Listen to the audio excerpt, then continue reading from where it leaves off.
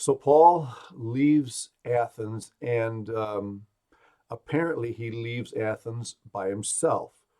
Now, I'm going to share with you in just a few moments a little bit more about this, but I do think that Timothy and Silas did manage to come to Athens, but then Paul had sent them out on another responsible assignment, and then left Athens by himself. But don't worry about that right now. I'll get to that in just a few moments when we look at another passage of scripture that kind of helps shed light on that.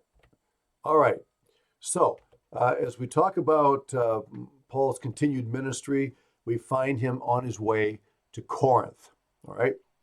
Now, just exactly where is Corinth in relationship to Athens? Well, as you can see on the map here, it's not nearly as far away as Berea was. Remember when he left Berea because of persecution, he was accompanied by some brethren, but not by Timothy and Silas, all the way down to Athens. But you can see here that Athens and Corinth aren't nearly as far apart. Now, given the transportation in that period of time, it still would have been a reasonable distance, but nothing like the previous one. So remember that these are the two main cities in Achaia.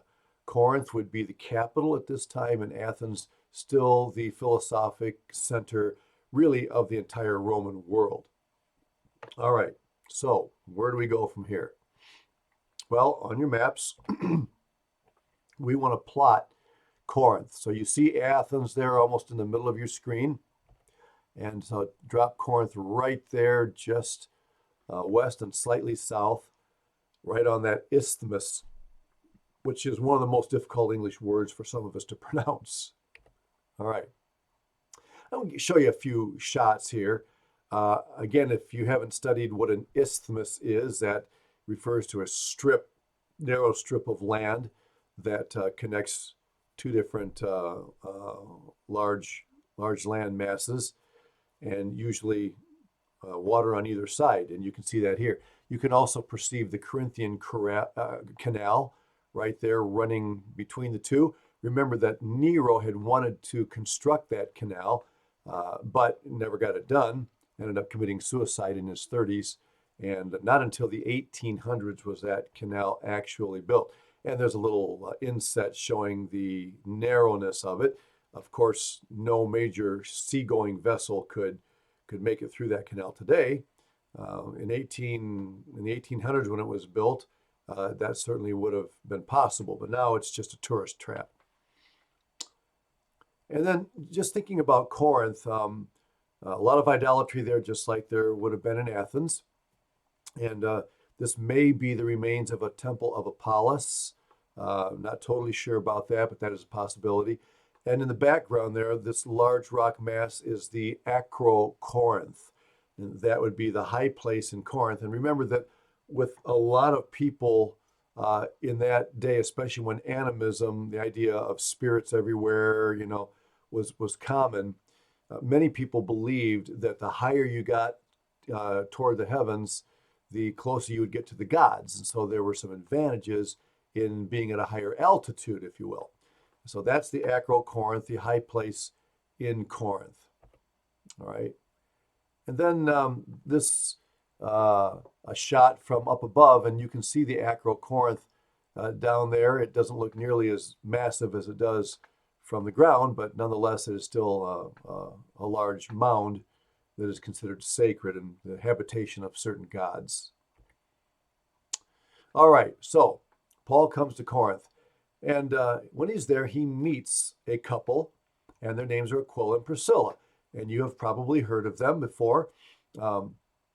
Sometimes Aquila's name is mentioned first, and other times Priscilla's, and some have interpreted that to mean that the two of them probably were both from families of status, perhaps both of them business people. He does tell us that they were, he'll tell us in the next verse, I believe. Let's just throw that up here. They were tent makers, just like Paul was. Now, Paul wasn't a tent maker by profession. He was an apostle, but he did use his tent making skills to help support himself and others along the way.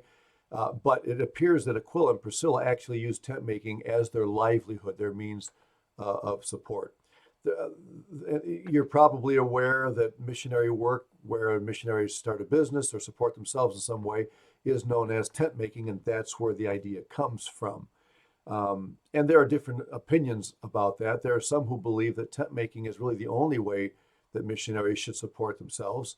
The Moravians, who were famous back in the 1700s, had that conviction that you should use your trade, your skill set to support yourself as a missionary. Paul did receive help from the Philippians and from other places, and the dominant means of raising support among churches in our circles today would be visiting other churches and seeking to raise funds through those churches. The fact of the matter is, the Bible doesn't state dogmatically that missionaries should be supported one way or the other way exclusively. Paul, as I said, was a tent maker, but he also did receive help on occasion. So that's a matter that that needs to be considered carefully, understanding that both options are biblical and possible. I'd like to say a lot more about Aquila and Priscilla. They were an amazing couple. In Romans chapter 15, Paul says that they had risked their necks for him. And nothing in the Bible explains to us how that happened, what they did. All we know is that they did something that was possibly at the risk of their own lives, and yet God allowed them to survive. And when Paul writes to the Romans, later on at the end of his third journey, they are living in Corinth. Okay, and so how did they get there? Well, the end of verse 2 says that Claudius had commanded all the Jews to depart from Rome, and he came to them. So here's what happened. Claudius Caesar was a pretty strict ruler, and in Rome, he wanted order. And so if there were factions who were fighting against one another in Rome, arguing or causing a stir, he would give them one warning. And if they did not heed that warning, then the second time around, he would actually boot them out of the city, because he wanted Rome to be a decent and orderly capital. And according to our records, there was some sort of a spat going on among the Jews. And this spat was over a man whose name was Chrestus, Chrestus. Some think that that's a corruption of the word Christos, Christ, and that this involved Judaizers arguing with Christians and creating a commotion. But that's not necessarily the case, because Chrestus was a legitimate common name, and it could have been something completely different. Whatever the case was, apparently he had warned them once, and the fighting went on, and so he booted all the Jews out of Rome. And this would have happened in the year 49, AD 49, which is right around the time of the Jerusalem Council, within a year or so of that council back in Jerusalem.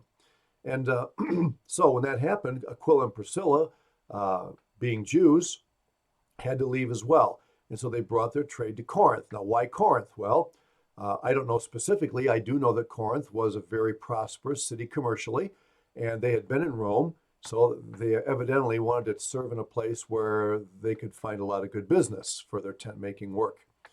And so they end up there in God's providence and met the Apostle Paul.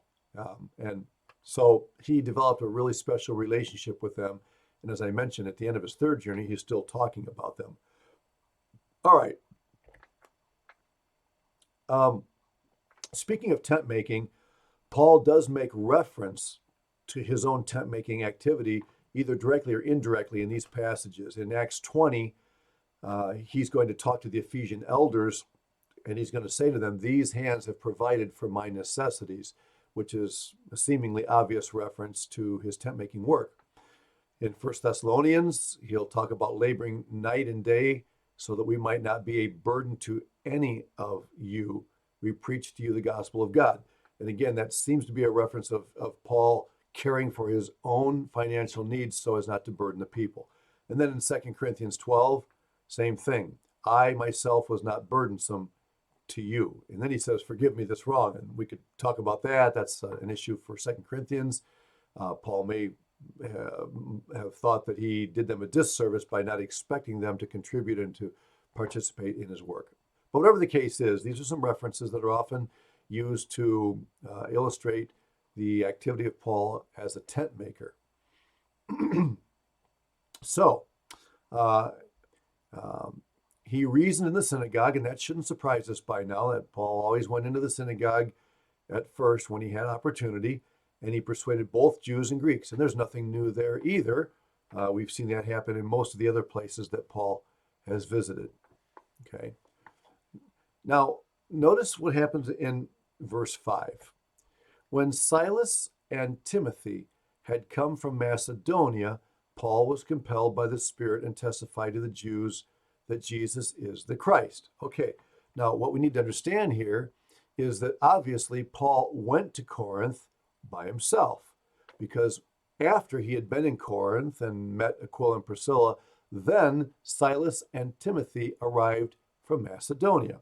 Okay, and so just looking at what we see in the book of Acts, you might think that Paul went from Berea by himself to Athens and then continued on by himself to Corinth. And then when he was in Corinth, Silas and Timothy came down to join him. The problem with that is there is another passage of scripture in 1 Thessalonians that seems to say something a little different. And there is some debate as to exactly what happened in this exchange of events, but let me at least give you something to think about. Paul writes, and just remember that the Thessalonians are up there in Macedonia, so associate the Thessalonian believers with Macedonians because that's what they are. Therefore, when we could no longer endure it, Paul says, we thought it good to be left alone in Athens and sent Timothy, our brother and minister of God. Okay, now, again, there is some discussion on what this means. Probably the most viable translation here is that Silas and Timothy did end up arriving in Athens and joining Paul, but Paul was concerned about the well-being spiritually of the Macedonian believers, and so apparently he sent Silas to one place, and then he decided to be left alone in Athens and sent Timothy up to minister specifically to the Thessalonians there. Where did he send Silas? Well, maybe to Philippi, maybe to Berea. Those were all places in Macedonia that Paul had visited. And so apparently Silas and Timothy did arrive in Athens and joined him, but then he sent both of them away in different places. And then down in verse 6, he says, but now that Timothy has come to us from you and brought us good news of your faith and love, and so on, we desire to see you. And so apparently Silas returned from his mission first, and then Timothy ended up joining them again. And according to Acts 18, both Silas and Timothy did arrive in Macedonia, perhaps not at the same time. Okay, so I hope I'm not confusing you with all of that. You can go back and reread these passages and kind of decide for yourself. But one of the things that you do need to do if you're trying to follow the chronology and the development of the early church narrative is consult other passages of scripture that contribute to the activities of Paul. For example, in the book of 2 Corinthians, there is some historical background on Paul's visits and sending Titus and so on. And, you really have to read all those passages and kind of try to put them together to see how things progressed. So anyway, whatever the case, Silas and Timothy are back with Paul all together in Corinth. Now, remember, where's Luke?